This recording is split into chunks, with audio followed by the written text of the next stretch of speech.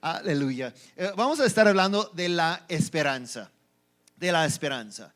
Y de verdad, muchos hablan de diferentes cosas cuando hablamos de textos bíblicos. Y yo me imagino, no obviamente puedo declarar con una certeza, pero yo me imagino que hoy en ese día, en iglesias a través de todo el mundo, unos están predicando de unas cosas, obviamente, de textos bíblicos. Y Pablo nos dice en 1 Corintios 13 que esos se quedan: la fe, la esperanza y el amor. Y yo he visto a través de tiempo en Cristo, en diferentes iglesias, que muchas iglesias predican del amor. Y es entendible, porque tenemos incluso un capítulo que se llama el capítulo del amor, 1 Corintios 13. Pero también otras iglesias están enseguida predicando acerca de la fe.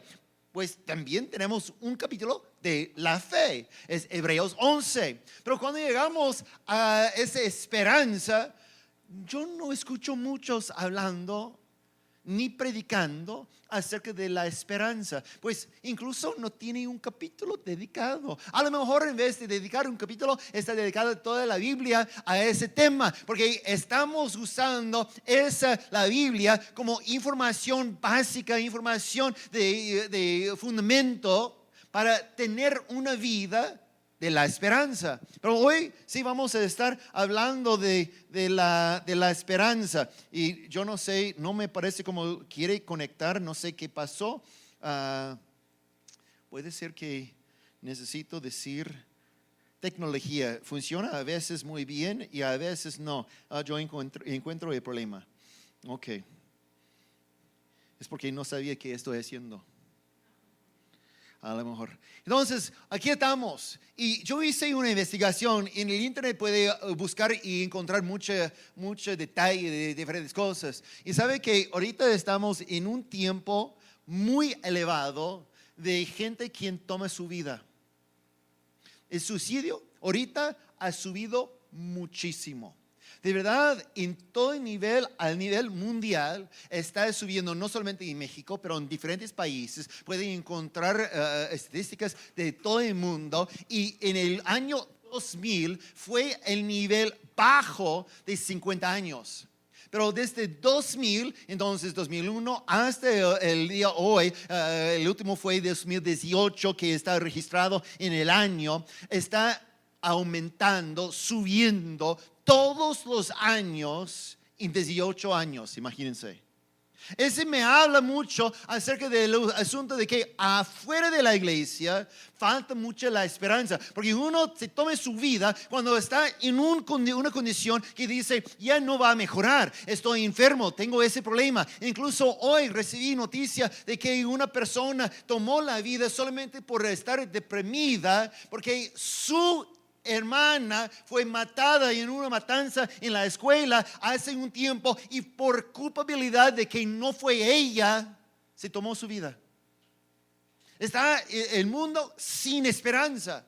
Pero esa es una razón que la iglesia tiene que existir. Tenemos un propósito en el mundo. Fíjense que si seguimos en Proverbios 29, verso 18, dice: donde no hay visión, el pueblo se extravía.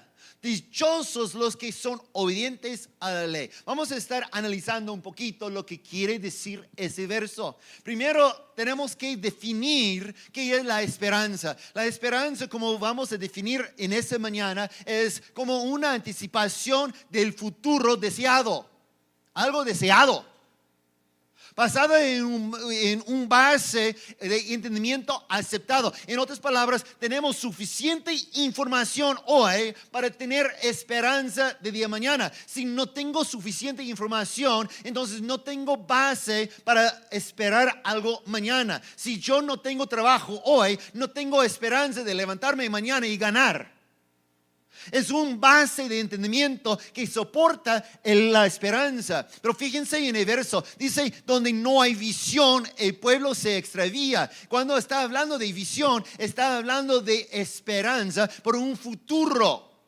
donde no hay visión, cuando no podemos imaginar que contiene el futuro por nosotros, entonces va a estar desenfrenado el pueblo. Dichosos, luego dice, los que son obedientes a la ley. Y es importante que entendemos que esos dos están conectados, porque la ley, dice obedientes a la ley, entonces dice tenemos razón de tener visión por el futuro porque tenemos la ley.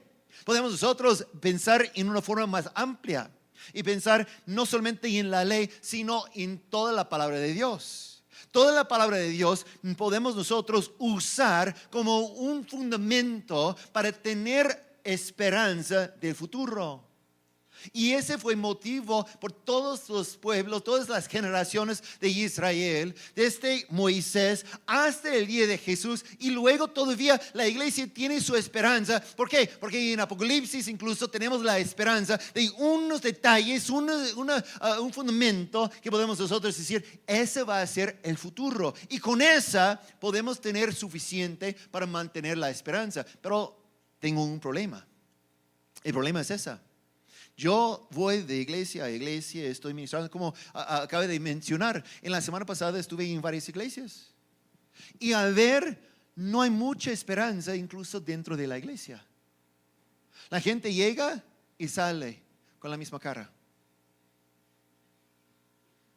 Y enseguida no hay mucha diferencia en el mundo hacia la iglesia. Si afuera está tomando su vida. En el año pasado, no sé si están enterados, que tenía una epidemia, incluso podemos nosotros decir, que en el país de Brasil, varios ministros, pastores de iglesias decidieron tomar su vida por frustración, por falta de esperanza. Yo estoy pensando, ¿cómo es posible? ¿Dónde está esa? Si Pablo nos dice que esos son tres fundamentos de la iglesia, la fe, la esperanza y el amor, y pues no estamos hablando de los otros dos, a veces faltamos de los otros dos también, pero ahorita estamos enfocados en esa, la esperanza. Y si está faltando la esperanza en la iglesia, ¿cómo podemos nosotros evangelizar a los demás? ¿Cómo podemos decir a ellos que tenemos nosotros buenas nuevas? Ellos van a pensar, ¿qué? ¿No veo nada bueno? Y necesitamos analizar ¿dónde podemos encontrar esa esperanza? Y como saben ustedes, nosotros estamos leyendo la palabra de Dios como una familia. Y si no están parte de esa, puede hacerte parte de la lista que en todos los días están llegando la lectura que corresponde para terminar la lectura de la Biblia en un año. Y siempre usamos esos versos, esos textos que habíamos leído durante la semana para la predicación. Y en esa semana estuvimos precisamente en el libro de Hechos. En Hechos capítulo 13 tenemos esos versos y voy a esperar a leer por un momento porque necesito explicar dónde estamos. Necesito poner el contexto de ese texto, ¿sí? En la primera parte de ese capítulo 13 tenemos esos versos 1 y 2 cuando menciona que en la iglesia de Antioquía había diferentes profetas y maestros quienes estaban juntados en oración y ayuno. Y entre ellos estaban mucho grupo y en el momento dice el Espíritu Santo les dijo: apártenme a Bernabé y Saúl por el trabajo que yo tengo por ellos, a Pablo. Entonces, después de otra vez orar y ayunar, se pusieron manos sobre ellos, mandándoles como los primeros misioneros. Pablo y Bernabé, entonces, están saliendo de Antioquía para evangelizar en lugares donde no conocen que Cristo había llegado. Estaba todavía con esperanza, como el pueblo de Israel estaba esperando al Mesías. Y ellos estaban por explicar que ya llegó. Entonces llegó a la primera ciudad y luego estamos en estos textos sobre la segunda ciudad. Antes de este texto, ellos llegan al templo y comienzan a estar solamente parte del culto el sábado. Y durante el culto, como siempre, entre los judíos, estaban leyendo los profetas y también la ley de Moisés. Después de terminar con la lectura, los líderes en esa ciudad de esa sinagoga, estaba mandando palabra a Bernabé y Pablo y dice: hermanos, si tienen una palabra de ánimo, por favor, compártalo con nosotros. Pues no tiene que decir dos veces a un misionero. Si tiene palabra de ánimo. Entonces se pusieron de pie y Pablo comenzó a hablar, explicando de que la esperanza que tenían ya llegó. Cristo ya está. Y comenzó él a explicar la salvación. Comenzó él a usar los textos del Antiguo Testamento que acaban de leer en la lectura de los profetas y también de la ley de Moisés. Y estaba explicándoles a cómo es que Cristo cumplió con esa. Y esa fue tanto para pegar fuerte a los corazones de las personas dentro del culto. Ellos estaban, wow. Y al salir estaban invitándoles a Pablo y Bernabé a explicar más detalladamente en la semana que viene. Entonces aquí tenemos el texto 8 días después de ese primer momento. Y dice en el verso 44: el siguiente sábado casi toda la ciudad se congregó para oír la palabra del Señor. Voy a seguir leyendo en un momento, pero imagínense esa. Tanto fue la esperanza en la ciudad. Esas personas, esas poquitas que estaban el sábado pasado escuchando a Pablo explicar que Cristo vino, provocó tanta la esperanza en su corazón que estaban saliendo, obviamente porque no tiene otra razón, porque en 8 días había difundido la palabra en toda la ciudad y dice que casi toda la ciudad se congregó. Es como si hoy nos toca tanta la esperanza que no es por obligación que comenzamos a evangelizar. No es porque pensamos que eso es lo que Cristo quiere. No, es porque tenemos tanta esperanza que no podemos pararnos. Estamos hablando con todos. No has escuchado. Ya Cristo vino. Esa fue su palabra. Porque en una sola semana está llegando toda la ciudad. Imagínense, sí, en 8 días llegamos aquí y no había ningún lugar para sentarse porque toda la ciudad llegó. Así fue. Aquí tenemos el texto por el base de la esperanza. Pero fíjense, dice: pero cuando los judíos vieron las multitudes, se llenaron de celos y contradecían con maldiciones lo que Pablo decía. Pablo y Bernabé les contestaron valientemente: era necesario que les anunciáramos la palabra de Dios primero a ustedes. Como la rechazan y no se consideran dignos de la vida eterna, ahora vamos a dirigirnos a los gentiles. Así nos lo ha mandado el Señor. Te he puesto por luz para las naciones, a fin de que lleves mi salvación hasta los confines de la tierra. Al oír eso, los gentiles se alegraron y celebraron la palabra del Señor y creyeron todos los que estaban destinados a la vida eterna. La palabra del Señor se difundía por toda la región. No solamente la ciudad se congregó, toda la región tenía tanta esperanza que no podía parar. Pero los judíos incitaron a mujeres muy distinguidas y favorables al judaísmo y a los hombres más prominentes de la ciudad y provocaron una persecución contra Pablo y Bernabé. Por tanto, los expulsaron de la región. Ellos, por su parte, se sacudieron el polvo de los pies en señal de protesta contra la ciudad y se fueron a Iconio. Los discípulos quedaron llenos de alegría y del Espíritu Santo. Aquí tenemos el texto en cual vamos a basar la predicación el día de hoy. Pero fíjense cómo iniciamos a leer. Toda la ciudad fue a culto.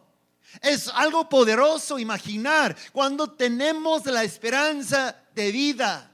Cuando tenemos lo que Dios quiere aquí con nosotros, bases, los 3 bases, no tienen lugar para parar la iglesia. La razón que todos estaban en ese lugar es porque todos estaban esperando la misma cosa.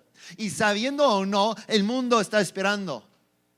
El mundo está esperando porque no tiene respuesta, no tiene forma de responder Fíjense, en ese mismo capítulo, como dije antes, en el verso 15, al terminar la lectura de la ley de los profetas, los jefes de la sinagoga mandaron a decirles: hermanos, si tienen algún mensaje de qué aliento. Yo he escuchado unos creyentes llegando, es su forma de evangelizar. No quiere escucharme, estoy seguro, pero estoy obligado a decirte. ¿Es una palabra de aliento? No. Pero la razón que están haciendo así es porque se sienten obligados y no tienen la esperanza propia. No está en su corazón. No está en su corazón. Entonces, Pablo y Bernabé, al escuchar eso, pues respondieron. La palabra de ánimo siempre tenemos que tener y aceptar y ofrecer. Fíjense en lo que Pedro dice. En 1 Pedro 3:15 dice: más bien honren en su corazón a Cristo como Señor. Estén siempre preparados para responder a todo el que les pida razón de la esperanza que hay en ustedes. A escuchar esa, necesito explicarles algo. De que tiene algo ya aceptado antemano. Hay un prerequisito de entender ese verso. Y es decir que tenemos gente preguntándonos. Fíjense, el verso otra vez. Estén siempre preparados para responder a todo el que les pida razón de la esperanza que hay en ustedes. No dice Pedro, si por casualidad uno pregunta, porque esa no es la duda. Está con certeza Pedro de que la iglesia iba a tener tanta esperanza. Fíjense que dice: estén siempre preparados para responder a todo, no solamente a vez en cuando, no una persona, pero toda la comunidad, toda la ciudad, todos los que te ven van a decir: mira, tanta esperanza. Debía de ser tanta la diferencia dentro de la iglesia como de afuera, que todos nos están preguntando. Eso es lo que está diciendo Pedro. Por eso puede decir todo el que les pida razón de la esperanza. El asunto es que estemos preparados, no que estamos asombrados de que están preguntando.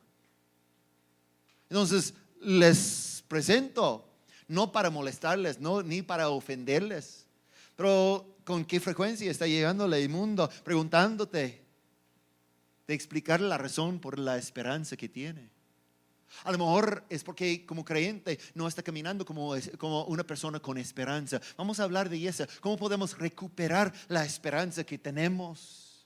Pero esa debía ser un señal, una bandera roja que estamos diciendo: ¿qué está pasando con mi vida? Porque ¿cómo podemos cumplir con nuestra obligación, con nuestro deber ante Dios si no estamos con esos tres pases que Pablo dice: la fe, esperanza y amor? Estamos hablando solamente de la esperanza. Pero Pedro obviamente nos dice que todo el mundo debía estar preguntándonos acerca de esa. Y precisamente los misioneros presentaron el evangelio como buenas noticias, buenas nuevas. La esperanza de los siglos ha llegado, ellos dicen. Ya está la salvación. Y todos estaban maravillados. ¡Wow! ¿En serio? Estuvimos esperando. Y ya por fin llegó. Imagínense que está siempre esperando y no llega. Yo he hablado con misioneros quien después de evangelizar, puede ser una etnia mexicana o incluso en otra parte del mundo, en África, etcétera. Dice que después de evangelizar siempre llegan gente, personas, y dicen: ¿cuándo sabía de esa? Porque la recibieron como buenas noticias. Pues yo recibí al Señor como mi Señor y Salvador como niño hace 30 años, dice un misionero. Y sin falta siempre responde así: entonces, ¿por qué tardaron tanto para llegar a nosotros? Porque si había llegado hace 30 años, mi abuelita pudiera escuchar de esa. Guardaba la esperanza. de una vida transformada por todo el tiempo, pero no había llegado. Obviamente no podemos regresar en tiempo, pero podemos aprovechar el momento que estamos ahorita. Tenemos que hablar como esos misioneros estaban hablando con tanta ánimo que resultó que toda la ciudad llegó el culto próximo. Ellos dicen, mira, no podemos faltar, no podemos perder la oportunidad. Podemos nosotros entender que Cristo es la respuesta. La única forma de parar el ánimo, es matar la esperanza. Y es lo que estamos enfocados más que nada, porque yo creo que hoy día vivimos en un mundo sin esperanza, pero también en la iglesia enseguida, con frecuencia, faltamos la esperanza. Y el diablo todavía tiene la misma. Comenzábamos nosotros a leer el texto de Hechos 13 en verso 44, cuando habla de que toda la iglesia, toda la ciudad llegó al culto, pero enseguida comienza con la persecución, cuando dice que contradecían lo que Pablo dice, etcétera. El problema es que muchos en la iglesia permiten que el mundo mata la esperanza. Fíjense, qué fácil es matar la esperanza. Llega un día a un doctor y el doctor dice, mira, tengo malas noticias y también buenas. Y el paciente dice, pues, dámelo. Mala noticia, tiene cáncer. Y es un cáncer que en un año te va a matar. Wow, el paciente dice, ¿y la buena noticia? Tengo la receta que puede curarte de ese cáncer. No tiene que morir en un año, pero tiene que pegarte muy fielmente a esa dieta. Tiene que hacer esos cambios en la vida y con eso nunca va a tocar el cáncer. Y la persona dice, wow, dámela. Entonces, saliendo del lugar, ese paciente llame a la familia. El doctor me dijo que tengo malas noticias y también buenas noticias. ¿Qué pasó? Pues me dijo que tiene cáncer, que me va a matar dentro de un año. Hermano, hermana, mamá, que sea la familia, parte de la familia. Pero también me dice que si cuido bien mi dieta y estoy con esas cosas, nunca me va a tocar el cáncer. Y fíjense, escúchame, la familia, la persona dice, sí, he escuchado de esa, tenía un amigo que también escuchó esa, trataba, pero no funcionó la dieta. ¿Sí o no? No funcionó. Siempre resultó feo y solamente bajaba la calidad de su vida por ese último año de su vida y por fin se murió. ¿Qué hizo? Matar la esperanza, ¿no? Para contradecir lo que el médico había dicho, se mata la esperanza. Entonces, con esa información se mete en Google a buscar y va a encontrar buenas cosas y malas cosas. Y los quien dice que esa dieta no funciona, es su búsqueda. Y allá encuentra millón de testimonios que declaran que no funciona lo que el doctor había dicho. Dice, ¿es cierto? Ese no tiene esperanza. Hablando con su vecino, pues el doctor me dijo eso, pero después de investigar ya me parece como no funciona esa dieta. Ni había tratado. Y el vecino que dice, qué bueno que había encontrado la verdad. ¿Sí o no? Y pronto esa persona, ¿qué pasa? Muere a un año. Porque creía la maldición del doctor que dice es cáncer, pero no creía del otro lado. Porque el mundo siempre tiene esa.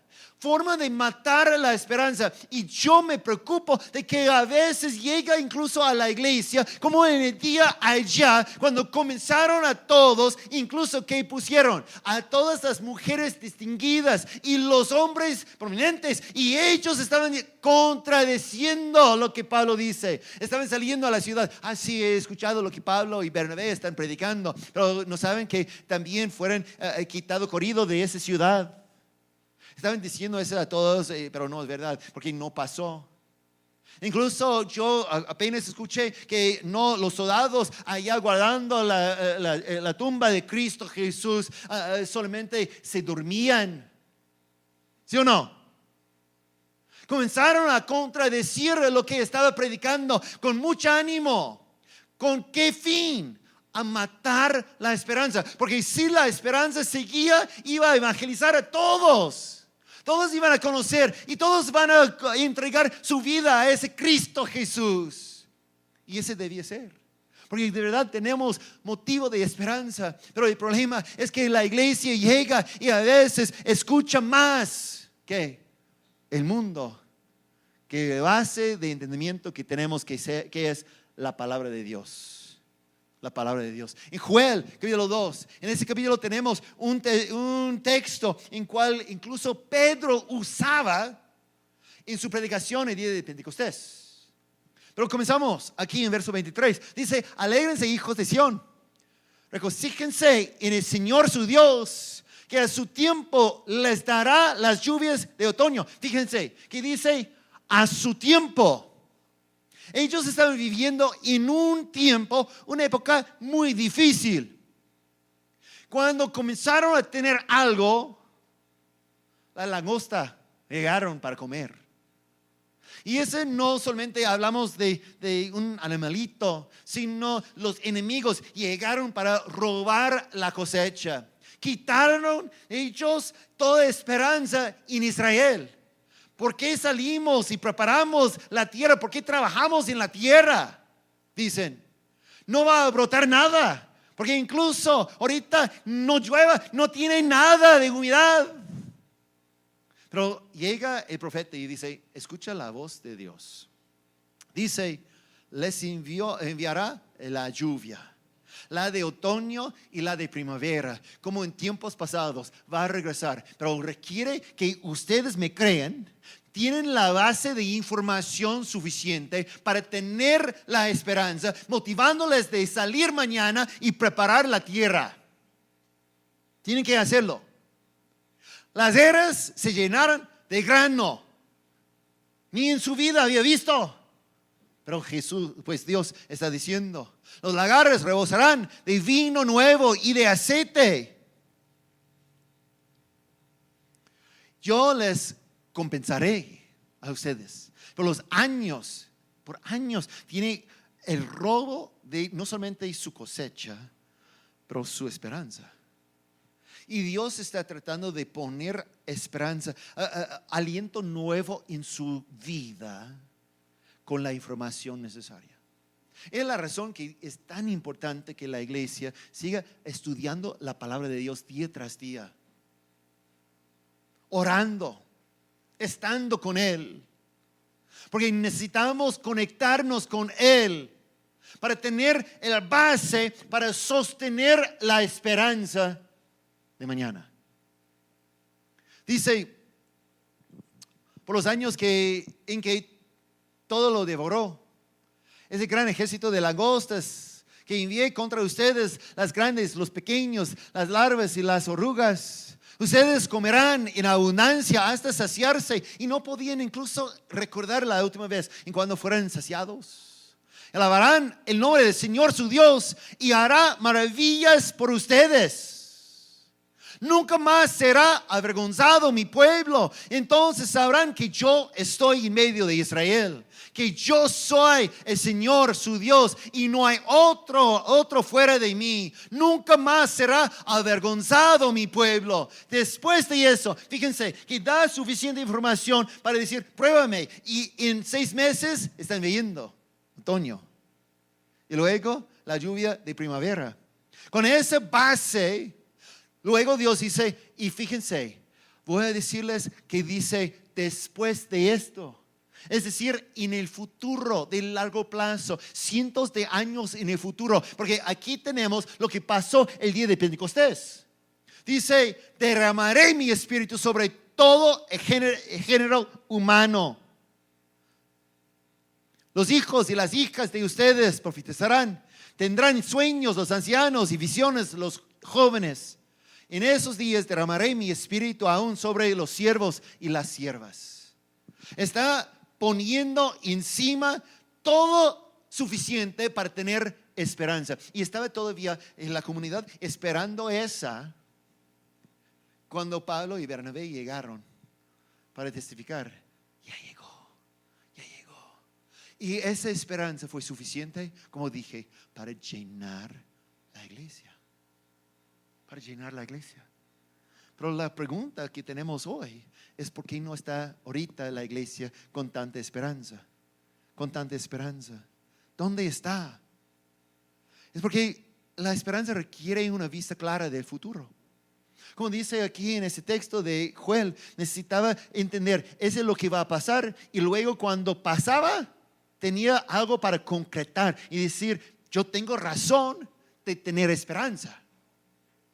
Como creyentes debemos pasar de esperanza a esperanza. Pero el problema es que llega momentos en cuando el mundo contradecía lo que la Biblia dice. Llega momentos en cuando la persecución, como en ese momento, llega a los apóstoles, está llegando y llega a nosotros y nos quita la esperanza. Fíjense, es como esa. Una vez estaba viviendo una competencia y tenía unos 2 equipos que tenían como propósito apagar una fogata, nada más. Pero pusieron la fogata a como 50 metros fuera del lago. Y dicen, aquí está la cubeta. Primer equipo para apagar el fuego con el agua, gane.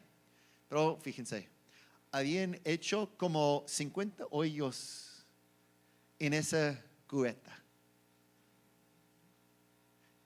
50. A llegar es como para colar. Todo el agua saliendo como fue para una ducha. Y ellos, con todas ganas, llegaron al lago y echaron ganas para sacar agua y quitar. Estaba corriendo tan rápido para tratar de terminar esa competencia. Estaba saliendo el agua en todo lado, acá, allá, abajo. Estaba mojando a la persona, llegando a la fogata y dice, y 2 gotitas, porque todo había salido.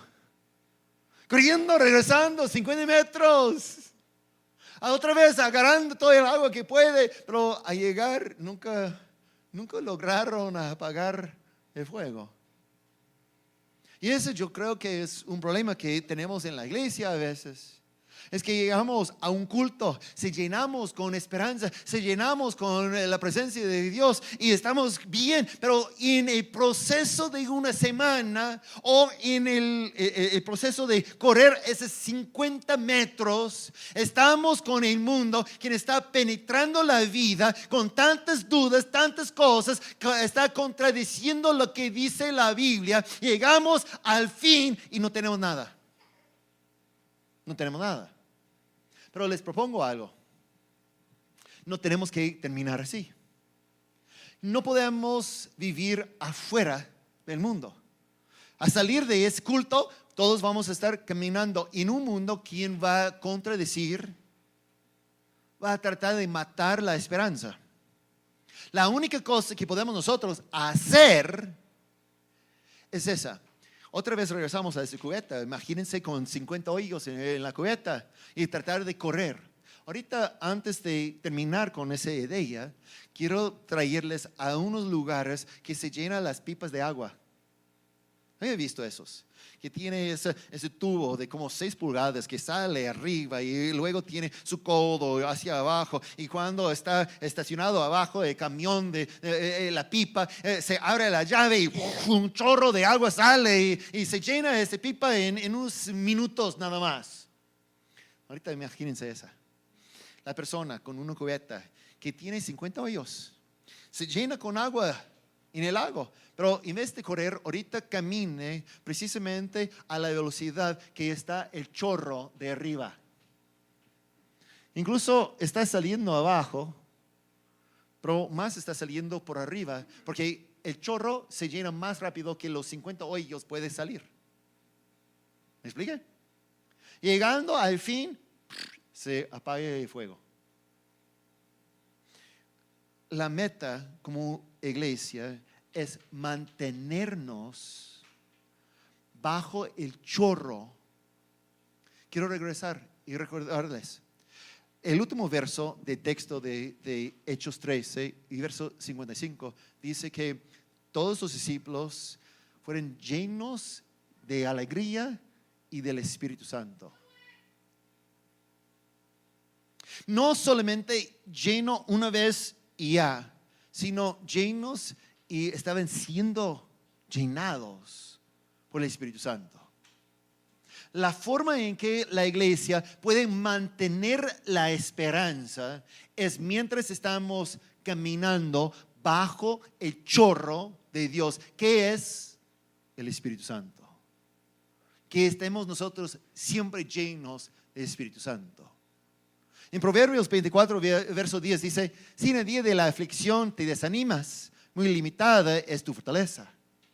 Si salimos y solamente es como la emoción que podemos evocar en la vida, muy poco. Pero la esperanza nos va a quedar, la esperanza va a ser nuestra si estamos con Dios, con el Espíritu Santo. Fíjense, muy limitado es tu fortaleza si desanimas en un momento. Con los hoyos que el mundo trata de hacer en la vida, si estamos desanimados y no vivimos en la esperanza, entonces muy poquito es la fortaleza. Pero tenemos forma de tener mucha fortaleza. Ese es cuando estamos con la unción, con el poder, llenos, es decir, del Espíritu Santo. Llenos del Espíritu Santo. Pablo también oraba con ese en mente. En Efesios 1:18 dice: pido también que les sean iluminados los ojos de corazón para que sepan, fíjense, otra vez, es un base de entendimiento, de conocimiento. Dice que sepan a qué espera, a qué esperanza Él los ha llamado.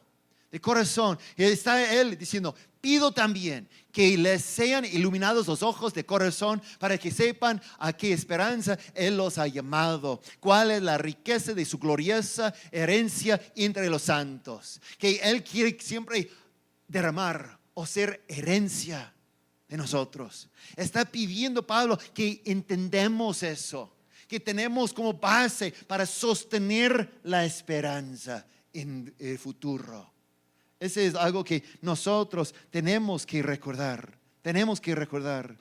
Fíjense, otra vez regresamos a la técnica del mundo. En el caso de Pablo y Bernabé, comenzaron a repartir reportes malas. No, esos no son confiables. Contradecían lo que dice. Comenzaron a perseguir, echando maldiciones sobre sus vidas. Ese fue y siempre es la forma en que el mundo, el diablo, trata de atacarnos. Pero podemos nosotros recordar que dice: los discípulos fueron llenos de alegría y del Espíritu Santo. Y por eso tenía la esperanza. Mientras el mundo trataba de sacar la esperanza, tenían. Podemos nosotros recuperar nuestra esperanza.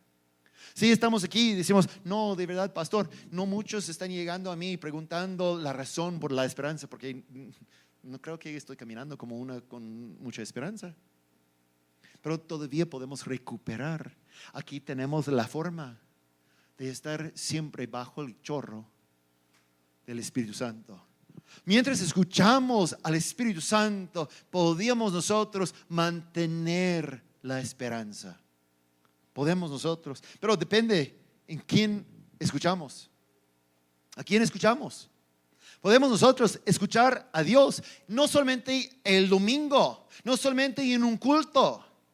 No solamente unos momentos. Yo conozco gente que mientras están caminando en la calle, entre la semana, el martes, están orando: Señor, que no quiero perder ninguna oportunidad. Dame oportunidad de compartir. Dame oportunidad. Están siempre hablando con Dios, siendo llenos de su presencia. Esas personas están escuchando el Espíritu Santo. Mientras hay otros, incluso en la iglesia, quien escucha más al enemigo, el mundo, otras personas.